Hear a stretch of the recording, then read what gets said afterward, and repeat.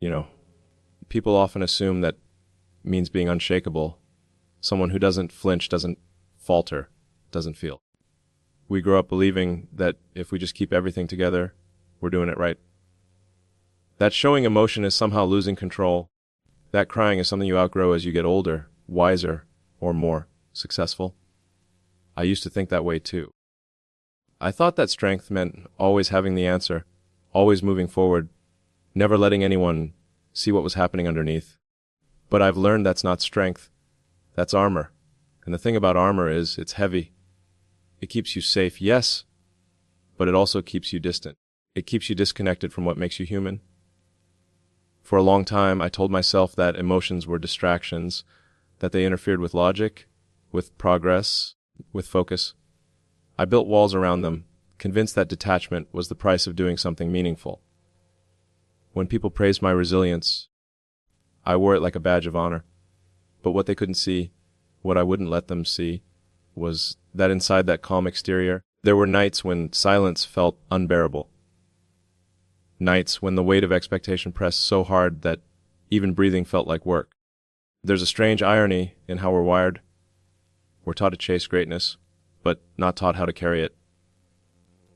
We're taught to lead, but rarely taught how to feel. And the truth is, you can't lead without feeling. You can't connect, inspire, or innovate if you're emotionally absent. The moments that move humanity forward aren't born from cold logic. They come from people who care. People who dare to feel deeply about what they're doing, who see the world not as data, but as a story still being written. That's what I mean when I talk about breaking the myth of emotional strength. Real strength isn't the absence of emotion. It's the courage to face it. It's standing in front of the storm inside you and saying, I'm not going to hide from this. It's letting yourself feel the fear, the frustration, the exhaustion, and still choosing to move, still choosing to believe, still choosing to create. Last night reminded me of that truth in a way I couldn't ignore. There was a moment, quiet, raw, unguarded, where all the noise faded. The calculations, the projections, the pressure, they all fell away. And for the first time in a long time, I wasn't analyzing or planning or controlling. I was just feeling. It wasn't comfortable. It wasn't clean. But it was real. And in that moment, the tears came, not because I was weak, but because I was finally honest enough to stop pretending I wasn't human. You see, the world doesn't need more people pretending to be unbreakable. It needs more people willing to be real. Because when you let yourself be seen, when you admit, yes, I hurt too, you give permission for others to do the same. You create space for authenticity in a world obsessed with perfection. You remind everyone around you that it's okay to not always have it together. That sometimes the most productive thing you can do isn't to push harder, but to pause, to breathe, to feel, to cry. And maybe that's what we've been missing. We think progress comes only from calculation and precision, from intellect and endurance. But the spark that fuels all of that, the reason we build, the reason we dream, is emotion, love, hope, empathy, the things you can't measure but that drive everything worth doing. Without that, what are we building for? Without feeling, what's the point of achieving? So tonight, as I stand here, I'm not here to tell you how to be strong. I'm here to tell you that it's okay to stop pretending. That strength doesn't mean you don't cry. It means you care enough to. It means you've stopped running from your own heart. Because when you finally allow yourself to feel, when you strip away the armor and stand there as you are, that's when you discover what true strength really is. And that's the paradox of it all. The moment you stop trying to be invincible is the moment you finally become unstoppable. Last night started like any other night. The kind of night where your mind keeps running long after the world goes quiet.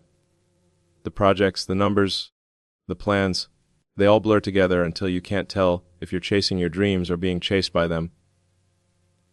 I was sitting alone, staring at a screen that glowed far too bright for how late it was. The data kept scrolling, the ideas kept spinning, and yet something inside me felt still, not peaceful, just heavy. It wasn't one thing that broke me, it was everything. The accumulation of 1,000 small moments that I'd ignored. The deadlines that turned into sleepless nights.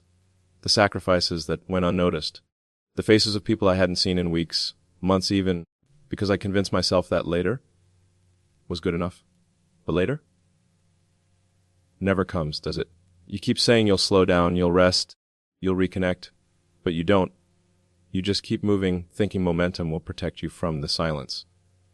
But last night, the silence caught up. There was a message on my phone, nothing dramatic, just a simple one. Someone I care about reminding me of something I'd missed. A birthday. A promise?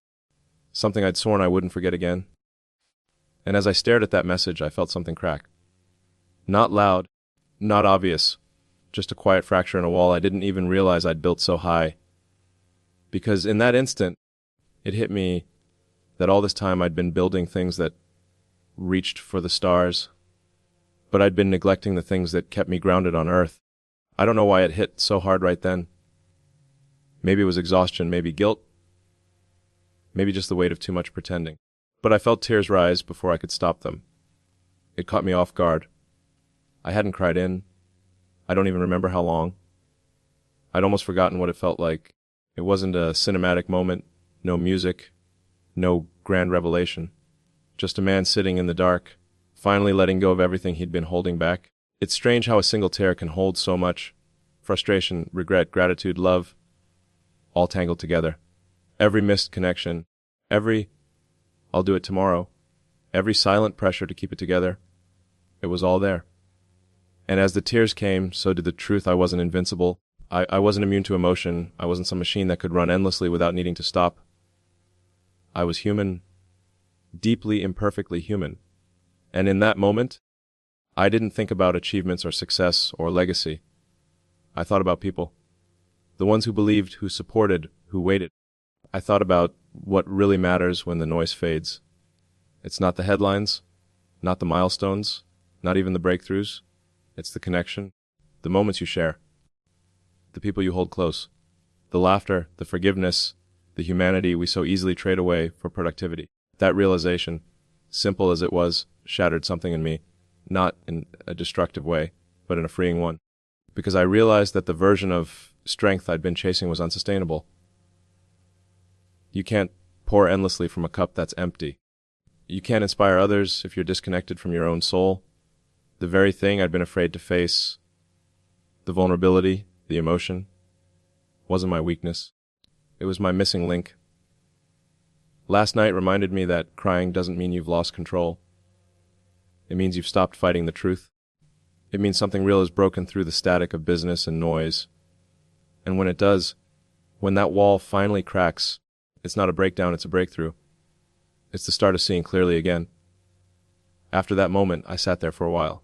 No fixing, no planning, no analyzing. Just sitting. And for the first time in a long time, I felt present. The kind of presence that doesn't demand anything from you. Just reminds you that you're alive. That you still care. That you still feel.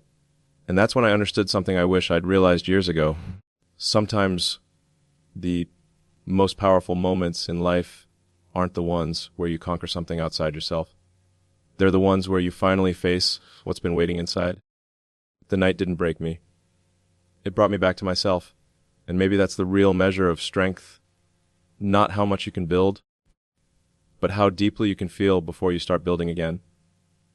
When the tears finally stopped, I just sat there in that stillness, trying to understand what had just happened.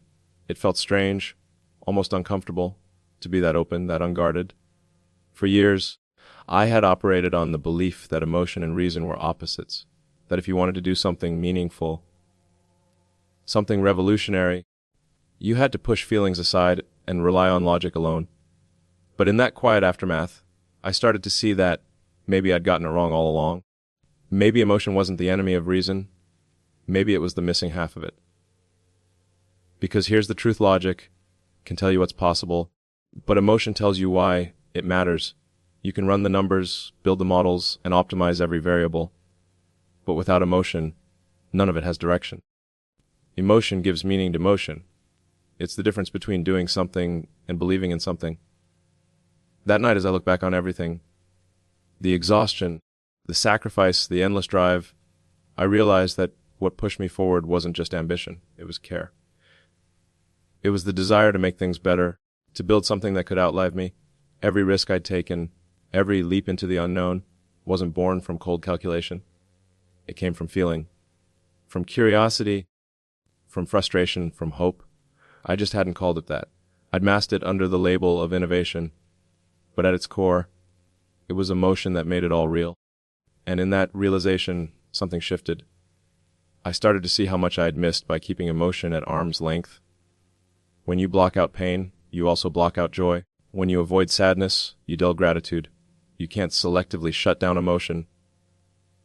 You either feel all of it or none of it. I had spent so long trying to be steady, trying to stay in control, that I forgot how to be alive. And being alive means feeling everything. The highs, the lows, the uncertainty, the heartbreak, the wonder. It's funny how we talk about breakthroughs like they happen in labs or on launch pads. But sometimes the real breakthroughs happen in silence, in moments of humility, of surrender, of raw humanity. That's where clarity begins. Because once I allowed myself to feel, I started to see things differently. The pressure that had once felt crushing now felt purposeful. The challenges that seemed impossible started to look like opportunities to grow, not just to achieve. Even the failures, the ones that kept me awake at night, suddenly made sense. They weren't signs that I was falling short. They were proof that I was still daring enough to try. Emotion, I realized, is not something you conquer. It's something you integrate.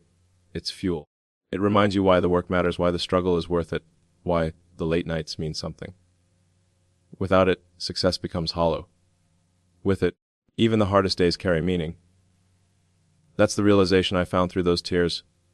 That strength without compassion, intelligence without empathy, progress without humanity is incomplete. And I started to think about how different the world could be if more of us allowed ourselves to lead with that understanding. If we stopped equating emotion with weakness and started recognizing it as awareness. Because emotion is just data from the heart. It's information about what truly matters to us. When we ignore it, we lose alignment. When we embrace it, we gain direction. That's what last night gave me, a kind of recalibration. It didn't make the problem smaller or the work easier, but it reminded me why I started. It reminded me that behind every goal, there's a heartbeat. Behind every mission, there's a feeling. And that's what gives it meaning. I walked away from that night not ashamed that I cried, but grateful that I finally could. Because those tears weren't a sign of breaking, they were a sign of reconnecting. Reconnecting to purpose, to empathy, to everything that makes creation possible in the first place. And I realized that the moment you allow emotion to guide you, not control you, but guide you, is the moment your vision becomes unstoppable. Because logic builds the path, but emotion lights the way. There's a strange thing that happens when you finally allow yourself to be vulnerable. At first, it feels wrong, almost dangerous. We're conditioned to believe that vulnerability means exposure, that it opens you up to judgment, rejection, or disappointment. For a long time, I believed that too. I thought if I just kept everything contained, my doubts, my fears, my emotions, I'd be stronger, more efficient, more focused. But the truth is, the walls we build to protect ourselves are the same walls that keep us disconnected. When I let that guard down, even for a moment, I began to realize something profound. Vulnerability isn't weakness. It's actually the most authentic form of courage there is. It takes far more strength to stand in front of others and admit you're human than it does to hide behind perfection. We talk a lot about resilience, about grit and determination. But none of those qualities mean anything without openness. Because resilience isn't about never falling. It's about falling and choosing to get back up again and again with your heart still open. That's what last night taught me. When I allowed myself to break, to feel, to cry, something unexpected happened. I didn't fall apart. I actually felt lighter, more real. The people closest to me, instead of pulling away, leaned in. There was no judgment, no awkwardness, just understanding. That's when it hit me. Vulnerability isn't what disconnects us. It's what brings us closer together. It's the bridge between isolation and empathy. We spend so much of our lives trying to project an image of strength, always composed, always in control. But here's the paradox: the more we try to appear perfect, the more distance we create between ourselves and others. People can admire your strength, but they connect with your honesty. They don't need you to be flawless. They need you to be real. When you share the truth of your struggles, you give others permission to acknowledge theirs. And in that shared honesty, something powerful happens. Trust is born. I think that's why vulnerability is such an underrated force. It has the ability to disarm people, to cut through ego, noise, and fear, and go straight to what's real. When you're honest about your pain, your uncertainty, your failures, you remind everyone that they're not alone.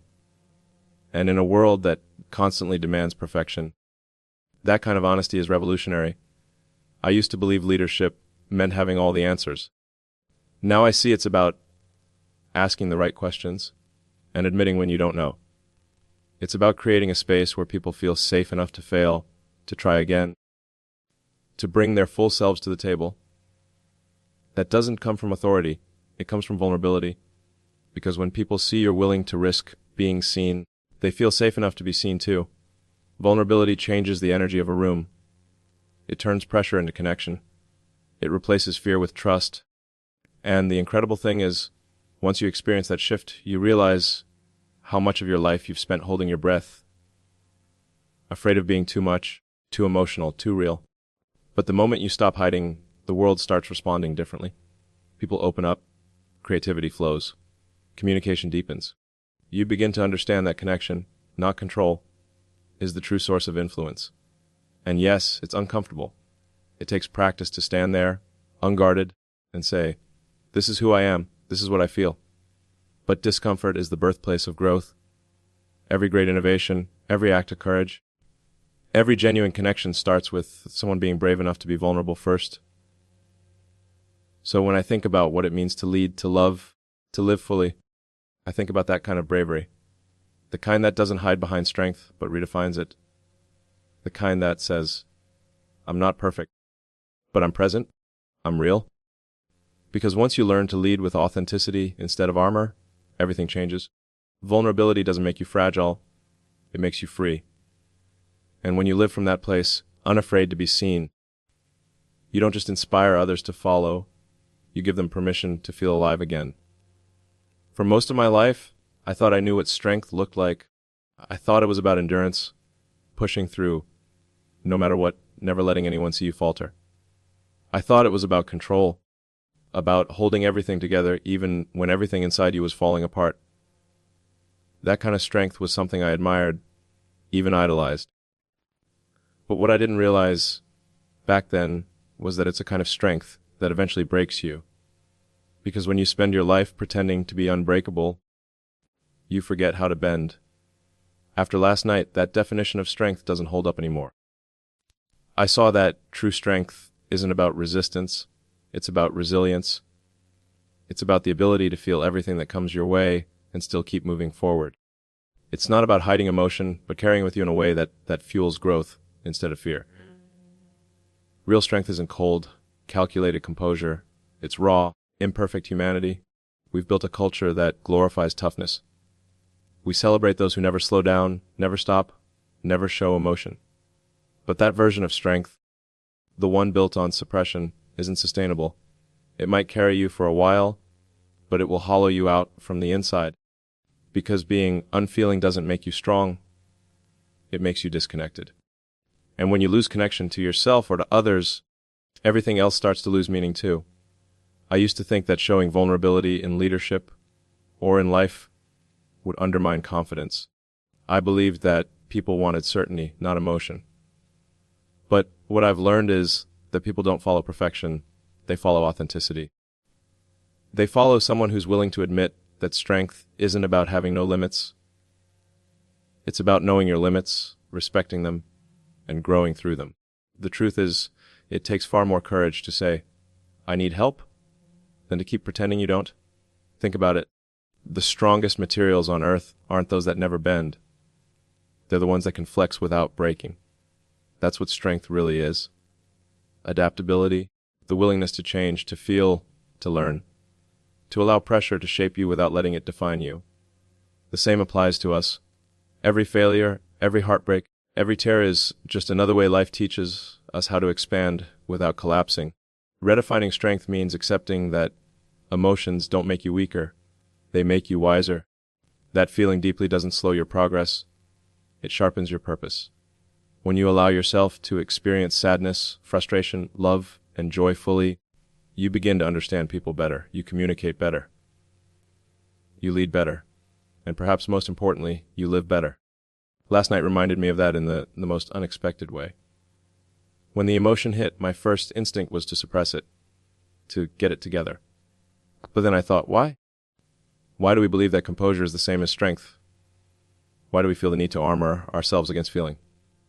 The truth is, you can't inspire the world from behind a wall. You can only do it by showing what's real. Your hopes, your fears, humanity. And maybe that's what real strength looks like, not the absence of emotion, but the mastery of it. Being strong enough to sit in discomfort and not run from it. Strong enough to love even after being hurt. Strong enough to forgive when it would be easier to stay angry. Strong enough to show compassion in a world that often rewards indifference. It's time we stop teaching people to hide their hearts and start teaching them to harness them.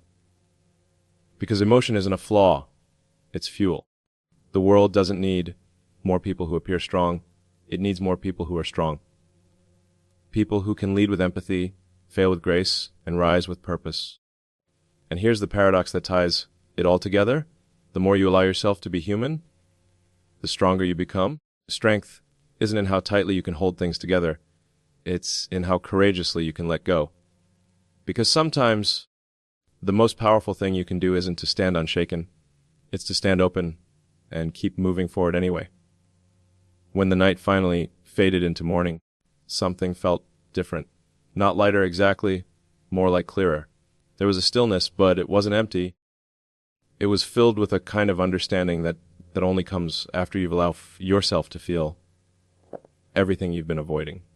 It wasn't a grand revelation, not a sudden flash of insight, but more like the slow, quiet realization that maybe I'd been seeing strength, purpose, even success through the wrong lens all along.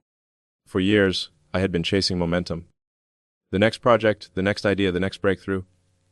Always looking forward, rarely looking inward. But last night reminded me that the fuel that drives us forward doesn't come from constant motion. It comes from connection. Connection to others. Connection to purpose, connection to ourselves. Without that, everything we build eventually becomes hollow. I think somewhere along the way, I confused movement with meaning. I thought that if I was busy, if I was achieving, if I was progressing, then I was living. But the truth is, living isn't just about forward motion. It's about depth. It's about feeling the moments you're in instead of just racing toward the ones ahead. Because when you move too fast for too long, you stop noticing the beauty in the small things. The quiet gratitude, the shared laughter, the fleeting human moments that actually make all of this worth it. That's the new perspective that came from last night. The realization that feeling isn't a distraction from progress, it's the foundation of it. Every invention, every leap forward, every act of creation starts with emotion. Curiosity, hope, frustration, love, those are the real engines of change. Without them, innovation becomes mechanical. But when we reconnect emotion to purpose, suddenly everything becomes alive again. And it made me think about the world we're building. We've become so focused on efficiency, productivity, and optimization that we've started to lose touch with the very thing those systems are meant to serve humanity. The goal of progress shouldn't be to erase emotion. It should be to elevate it. To make space for empathy, for understanding, for the simple act of feeling. Because no matter how advanced our technology becomes, it will never replace the depth of what it means to be human. We need to start celebrating that again. Not just the milestones and metrics, but the emotions that come with them, the joy of success, the pain of failure, the wonder of discovery. We need to stop apologizing for feeling deeply and start recognizing it as the strength it truly is. Because feeling is what reminds us that we're alive. It's what keeps us connected to purpose when everything else starts to blur. That's why I believe that our next great leap forward, individually and collectively, won't come from more data or more control. It'll come from more compassion, from allowing ourselves to lead not just with our minds, but with our hearts. From understanding that logic and emotion aren't opposites, they're partners. And when they work together, they create something extraordinary. So this is my call to feel. To stop numbing ourselves with distraction or perfection. To stop mistaking detachment for discipline. Feel the fear when you're uncertain. Feel the excitement when you're inspired. Feel the sadness when something ends, and the gratitude when something begins. Because those emotions aren't interruptions. They're reminders that you're still in the story. I think that's the biggest lesson from all of this. That crying last night didn't weaken me. It woke me up. It reminded me that no matter how much we achieve, no matter how high we reach, the measure of a meaningful life will never be how much we built. It will be how deeply we felt along the way. And so, if there's one thing I can leave you with tonight, it's this: don't be afraid to feel.